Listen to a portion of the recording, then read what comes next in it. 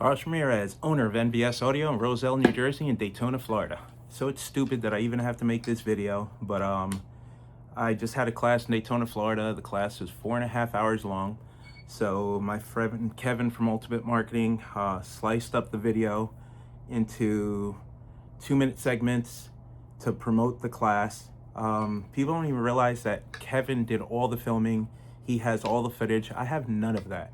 So Kevin's been posting it and he's doing a great job doing it. But this last one that he posted, he didn't realize that people would take it the wrong way and think that there's an issue with the way Tim Nagi does stuff or the way. So it wasn't fair because in the 2-minute clip, I made a joke. Then he didn't show the rest of the video where I explained my comment. And then to make it even worse, I guess AI auto-captioned it and said something about losing fingers. And so I'm going to clear up what it is. Tim Nagi makes a great product. Tim makes the only rings that I carry in stock. We stock 10 to 20 pairs of his rings at any given time. Tim just did me a favor yesterday. We have a 2024 that has to leave this weekend. He stopped what he was doing, went back to the shop, and overnighted me a set of rings. I already had my regular order set up with him, but it won't get here in time. So he did me a favor and overnighted me a set of rings so we can have this bike done for the weekend.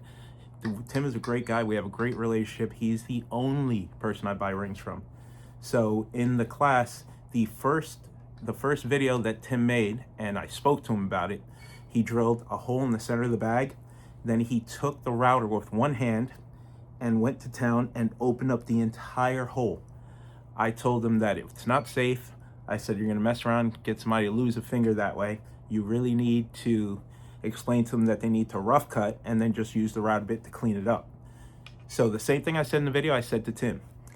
And then that proves that people just watch the short video and then don't go watch the rest of the video because then they would have heard the rest of the comment. Tim has 40 years of fabrication experience. Tim can do stuff with one hand that some people can't do with 2 hands and somebody helping them. So I was explaining to him in the video, if you're making a video to help somebody, you have to do it the most simple, the safest way possible. Like the way he cuts the ring, I could do it that way too. But I have a staff of 10. They can't do what I do, so I use the white China marker. I have them cut it down to leave almost no plastic behind and then slowly trim away. I could definitely do it Tim's way. It's faster, but I also have 30 years experience. My techs do not, so I would not want them trying to do it that way. So that was the point I was getting across in the video, that it was kind of wild the way Tim did it. Then I said that you could lose a finger doing it that way if you don't know what you're doing. So people only read what they want to read and only see what they want to see. If you've been following the videos that I make for all of Tim's product, when he came in, he actually drove to my shop and we did the video on the 2024 rings.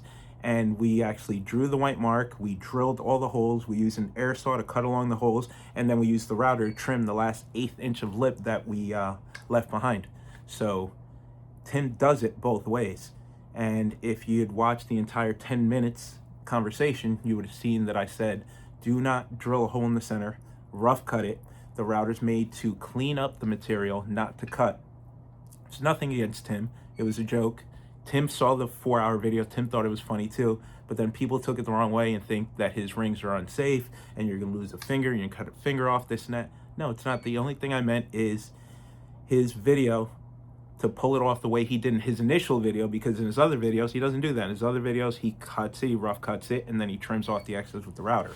So I was just saying to don't do it that way. There's a safer way to do it. You don't have the experience to do it that way. There's nothing wrong with Tim's product. Tim's product's the only product we use exclusively. And don't take that. I had Kevin take the video down because obviously too many people are taking it the wrong way. And I just want to make a quick video to explain that we love Tim. We would never do anything to hurt Tim. Tim is a great guy. There is absolutely nothing wrong with his product. And we use his product exclusively here at the shop. If you have any questions about how we recommend cutting the rings, either reach out to him or reach out to me. I will stop whatever I'm doing, FaceTime you, and go in the back and show you the safest way to do it in the way that we do it. If you reach out to Tim, he's going to do the same thing. He knows how to do it the way that we do it. He was just making a quick video and he just showed the fastest way to do it. If you do not have the experience Tim has, just don't do it that way. Do it my way. It takes longer, but it's I won't even say safer, because It's not even an issue of hurting yourself. You can crack the plastic on the bag if you don't know how much pressure to put on the router, especially when you get to the very top where it gets really skinny. You have to be careful because you can easily snap that piece if you don't rough cut it. If you rough cut and leave very slow material, the blade can't chatter and it'll just cut the groove smoothly. If you go to town on it, you'll split that part on top. Ask Manch, he did that when he was here at my shop training with me, and broke a set of bags that we had to epoxy back. Luckily, it was a set of demo bags for the shop. Then he asked me if I knew that was going to happen. I said yes. He asked me why I let him do it. I said, because I wanted you to learn. I knew what was going to happen. It's one of those things where I like my techs to make a mistake. That way I can show them. This will prevent that from happening, because if you tell them what's going to happen, they're going to swear that they would have never made the mistake. So, but I'm going to show you. I got a bunch of his rings in stock. It's the only rings I use. His product's completely safe. The video is stupid. Kevin should have never posted that short clip of the video, because he assumed people would take it like a joke, like me, him, and Tim did, and they didn't. So we took the video down. Watch the full video and you'll see that it was a joke, and Tim thought it was funny. It's just some other people didn't find it funny and they got concerned. And a bunch of people defended Tim, and I appreciate that, because I would do the same thing too. If I thought somebody was making a video to harm somebody that I care about, I would speak up too. But Tim, love you, buddy. I'll call you in a little bit. Check out how much inventory of Tim's stuff we have. The only rings we stock and use are Nagy's rings. There's his logo right there. Those are the Mega rings. Those are the ones for the Victory. All our rings are from Tim Nagi. They're the only ones we use exclusively.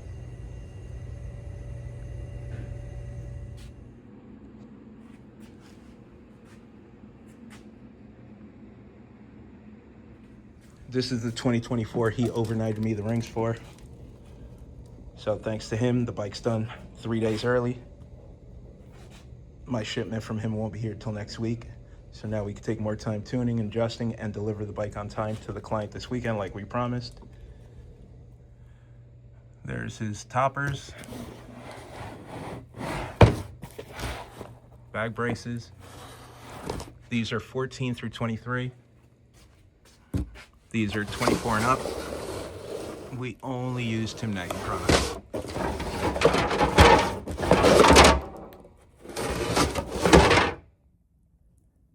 I posted a link to the video Tim and I did together on how to cut the rings into the bags. Just fast forward to the 23-minute mark and you'll see. We obviously agree on how to do stuff, a simplified way so anybody can cut the bags, and you'll see us do it together in the video. 23-minute mark. Link is in the description.